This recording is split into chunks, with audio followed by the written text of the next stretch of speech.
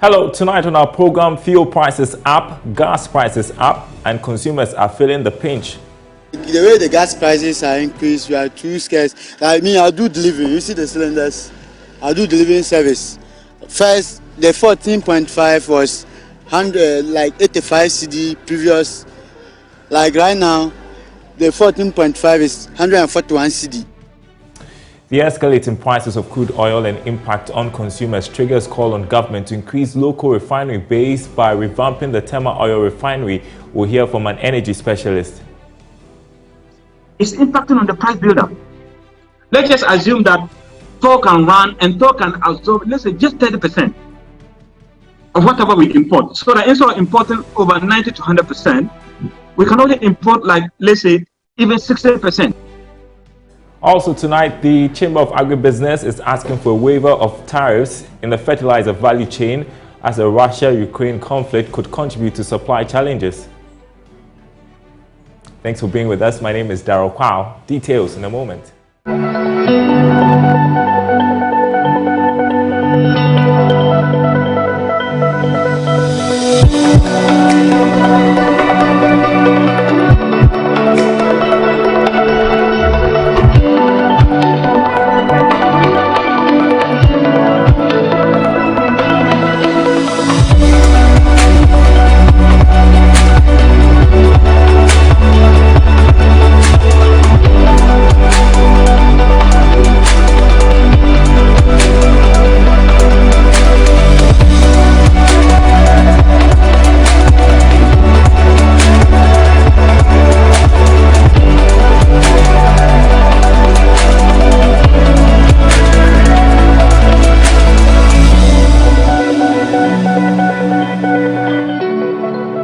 So not only is the price of Brent crude going up on the international market, but the price of wheat as well, as you just saw from our commodity update, seeing significant adjustments because Russia is an exporter of wheat. And you know what that means if we need wheat flour for our bread here in Ghana. So we're going to see the trickle-down effect. But let's begin with oil because leading oil marketing company Guel is the latest to increase prices at the pumps. A liter of diesel and petrol has gone up by more than 4%, selling at 8 cedis 22 pesos. George Affe has the latest. The margin of increase is expected to influence other minor players in the industry in terms of how they should go about increasing prices at the pumps. But compared to other big players, Guel might have had a lower margin of increase compared to the likes of Shell and Total. However, another major interesting development now is that Guel has been more consistent on the market in terms of how they go about increasing prices in line with developments in the industry. One is not sure what is influencing this move by the market leader, but it's coming at a time where most players are complaining that they are struggling to be in business because of rising prices of crude on the international market and operational challenges. Some of them are already pushing for some intervention from government. JoyBusiness is learning that most of the players are still working with the lower band of prices that is not selling a litre more than 8 Ghana cedis 30 pesos. However, if they had wanted to recover full cost, then a litre should have gone for more than 9 Ghana cedis. So other OMCs have also effected price changes. Shell is selling a litre of diesel and petrol at 8 cedis 29 pesos each. Now, it's coming after Total Oil increased its prices by a similar margin. Meantime, the oil marketing companies are warning of shortage of fuel in some parts of the country owing to rising prices of crude oil. They say the development is making it difficult to stay in business, purchase and supply products. The OMCs maintain they are not even breaking even with the current prices at the pumps and are therefore calling for some intervention from government. Well, the escalating prices of crude oil on the international market amid the Russia-Ukraine conflict makes it critical for the country to increase its local refinery base. Energy specialist Dr. Yusuf Suleimana says it's reason government must invest in revamping the operations of the Tema oil refinery. The price of oil has hit record highs, currently selling around $114 a barrel, and consumers will bear the brunt if government does not intervene. Dr. Suleimana says refining our own oil and cutting down on imports will improve on Ghana's energy security. This is one of the internal mechanisms. See the quantum of hard-earned currency, dollars that we use. We use dollars to import this finished product. We convert them to CD. We sell them in CD. We convert them to dollar, and then we import back. That kind of forex dynamics is impacting on the price buildup. Let's just assume that Thor can run and Thor can absorb, let's say, just 30% of whatever we import. So that instead of importing over 90 to 100%, we can only import, like, let's say, even 60% from outside. That is a source of energy security for us. So it is in the best interest of the nation to ensure that they have a local refinery base. A local refinery base that is buoyant. A local refinery base that can be operated like a business entity, that can churn up, that can be profitable. Thor can be a starting point. Government talked about retooling Thor. Thor is a point that can easily pick up. Thor is not collapsed. I can say that on record. The government need to just put in some kind of investment into the sector and to bring it back. Because as I speak now, Thor is now an energy security issue for the government. And if Thor is able to run profitable, market, the word is profitable. If Thor is able to run profitable, it will help two ways. These volatilities that we are having, that is impacting us so much, we are not going to have that. If Thor is running, the kind of shock on our currency, the kind of shock that we have on this exchange rate volatility, it will reduce. So it's not just petrol and diesel going up. Some consumers of liquefied petroleum gas, LPG, say they are frustrated about the high cost of the commodity. There's been a 5% adjustment in prices. The commodity now sells at 9.76 cedis kilo, which translates to 140 Ghana cedis for your 14.5 kilogram cylinder. Lab business checks revealed long queues had begun building up at some LPG outlets in the metropolis this morning. And the way the gas prices are increased, we are too scarce. Like me, I do delivery. You see the cylinders? I do delivering service. First, the 14.5 was 85 CD previous. Like right now, the 14.5 is 141 CD. The 3 kg, that's 17 CD. Now it's 35 Ghana CD. So the economy is too hard. And first, I used to deliver cylinders more than 30, 40 a day. But now, the maximum will be like 20, and the minimum will be like 5 of 10 rounds. And you are done for the day. Because the people don't have money to buy the gas. So because of that, it affects my work. Apparently, myself and then my wife, we are government workers. Yeah. And then based on the analysis and the stuff that on our plans for the month, we really realize that there have been an increment. So automatically, there will be a depreciation as in what we are expected to. Yeah, so that is how we are. But we are coping. Yeah, we are coping. We don't have any choice. We will continue to buy the gas. Yeah,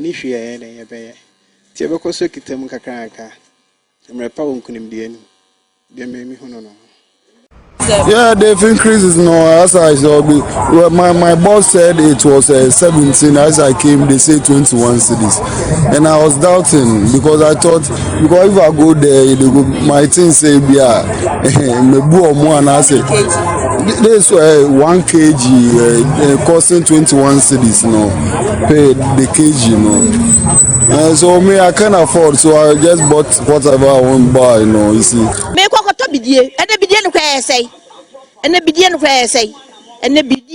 I'm switching to charcoal. Even the charcoal is expensive.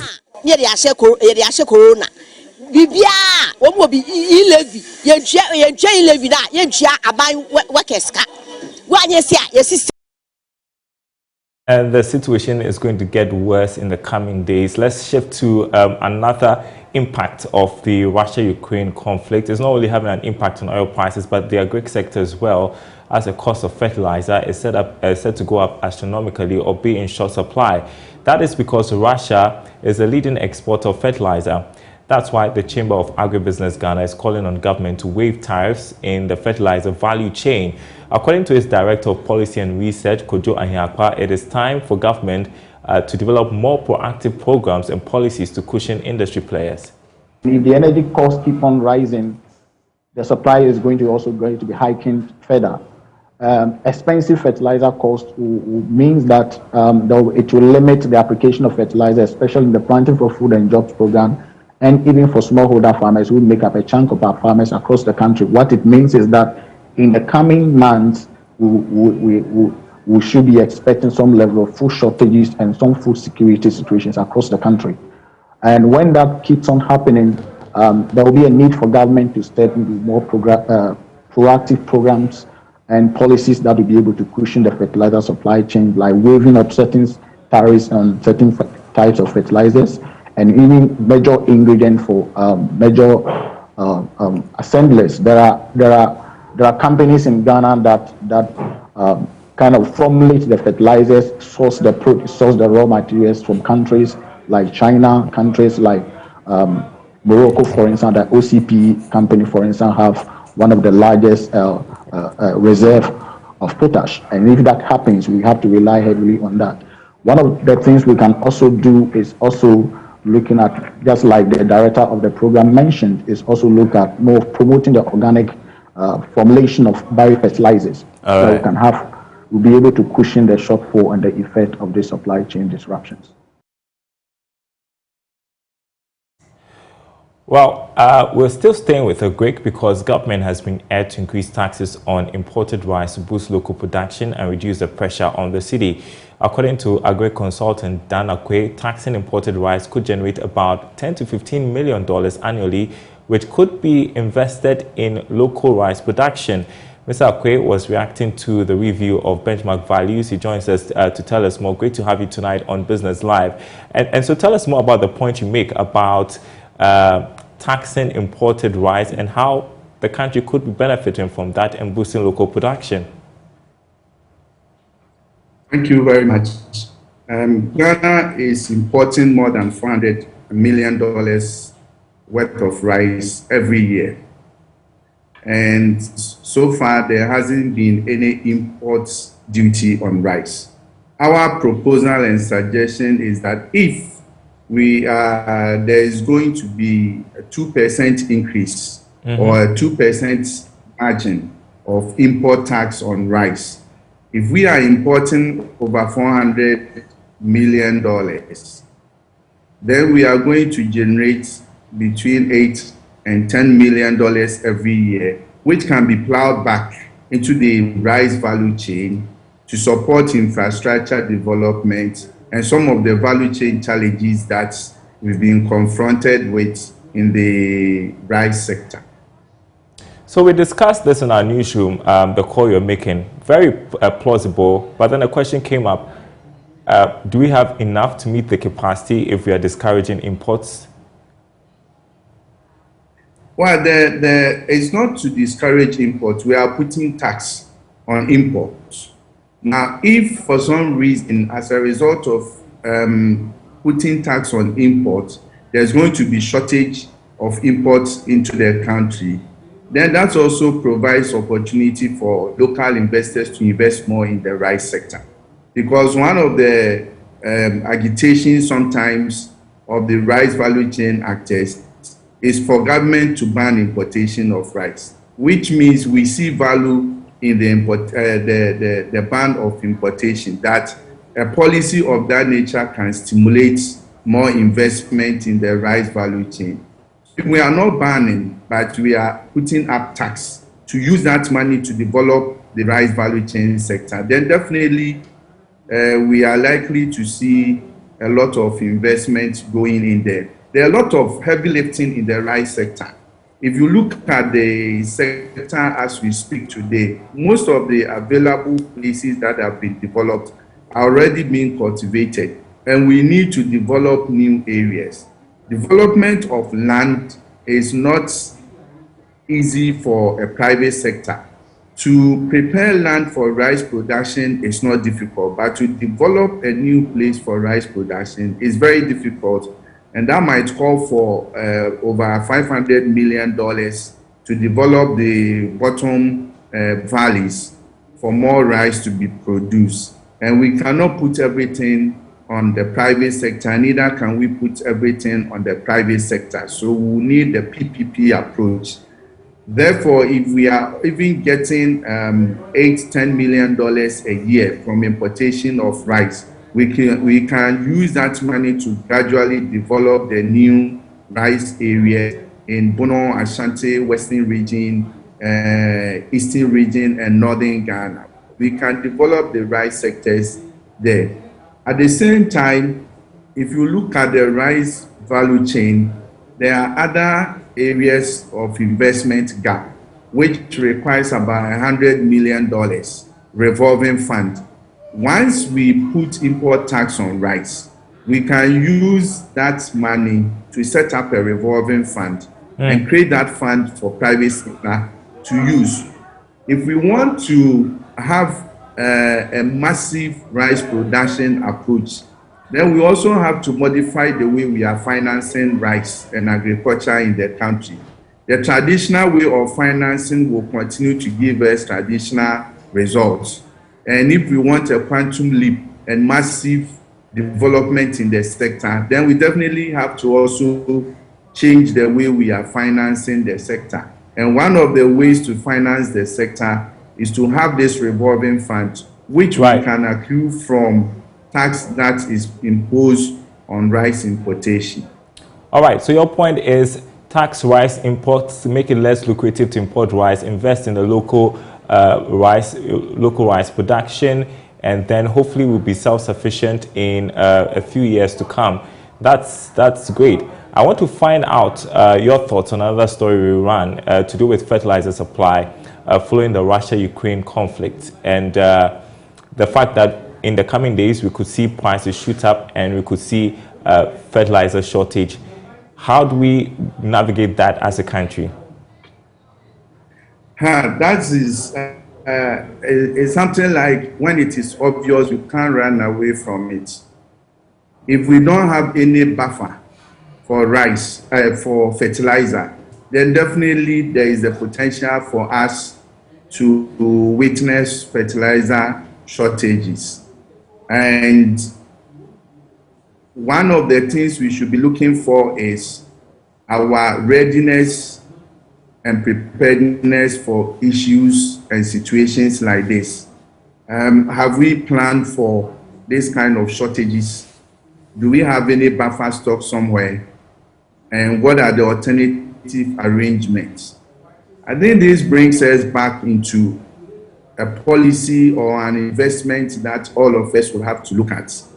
Building the local capacity to produce some of the things that we need in our agricultural value chain. We have made a lot of emphasis on investment in production. But what about the investment in agro input that we need to support production? What about investment in machinery and equipment that we need for production? Most of our discussions normally center on the production bit of it, but what will go into production? I mean, we have been importing hybrid seeds for planting for food and jobs because as a country, we did not have the capacity to produce the hybrid seeds that are needed to supply our local farmers. So mostly about 90% of more of the hybrid seeds that we needed were imported. In the same way, I know that investment in fertilizer is huge, and I acknowledge the initiative of government collaborating with fertilizer companies in Morocco to set up a processing plant in the country. But this is something that we should have done long time ago. And we should not only focus on Ghana. How do we take advantage of the other West African countries that could depend upon the investment that we will make? So if you are looking at volume, it is not only Ghana volume, but we are looking at Ghana, Liberia, Sierra Leone, Togo, Benin, and the other West African countries. So much as we are investing in the direct production activities, we should equally turn attention into the services and other ingredients that we will need to make the agricultural production and post-harvest handling more lucrative and profitable. Great. We hear your message tonight. Thank you so much, Dan Akwe there. He is an agri consultant joining us to discuss rice and fertilizer. You're watching Business Live. Some programming alert for you. Joy Business Social comes up tonight. We will be discussing can Ghana ever attain financial independence? This is a discussion ahead of Independence Day celebration. It is happening at the top of the hour across our social media platforms. Our guest tonight, Yao Latte, who is partner with Deloitte Ghana, Dr. Daniel Amate Nim, Executive Director, Policy Initiative for Economic Development, and Dr. Edu Owusu-Sarkodie, an economics lecturer with the University of Ghana. Can Ghana ever attain financial independence? I hope you're able to make a date. We will be right back.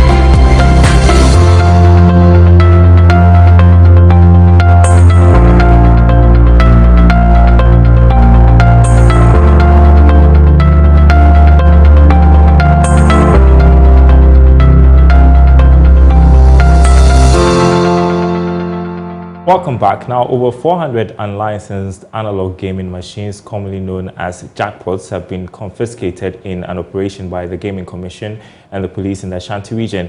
Illegal jackpots, mostly owned by Chinese nationals, were stocked in a warehouse at Atasmanso in Kumasi. According to the Gaming Commission, these machines were deployed at night to gaming operators within the region for gambling activities. Here's more. Third, after Kenya and Uganda on the list of sub-Saharan African countries with high prevalence of gambling behaviors among the youth.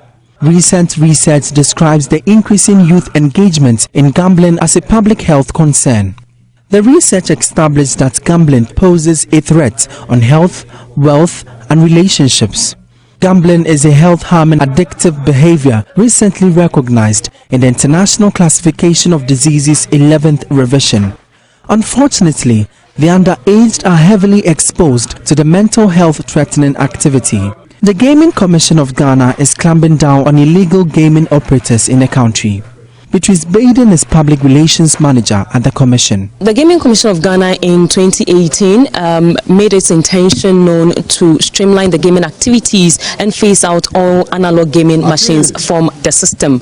And so somewhere in 2021, we engaged operators of such analog machines on our intent to phase them out permanently from the system.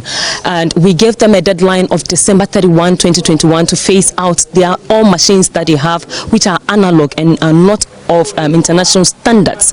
And so this means basically that from January 1st 2022, anyone operating such analog machines is illegal. It is illegal to operate such analog machines, or the machines that you call the jackpot machines. About 400 analog slot machines owned by Wutinka gaming operators were confiscated at the warehouse. According to the commission, the portability of these jackpots exposed the youth, especially minors, to gambling at obscure places. Let's also remember that these are machines that, because of their easy means of transportation, their portable nature, it's machines that children are often exposed to by illegal operators. And because we are more concerned about the minors, and the law also is very clear on it that minors are not supposed to be exposed to these machines, that is why we are out on the field to ensure that we enforce this directive so that minors are not exposed to the machines. And also we make it clear to the public that these machines are no longer in existence. The AML Act 2020, Act 1044, provides that all gaming operators must verify the identity of persons who want to engage in any gaming activity. The Gaming Commission wants all operators to streamline their activities towards the adoption of conventional digital machines of international standards. So as part of the requirements for our gaming operators, even including those who are currently operating or have the license to operate, we require of them to implement the KYC, which is the Know Your Customer.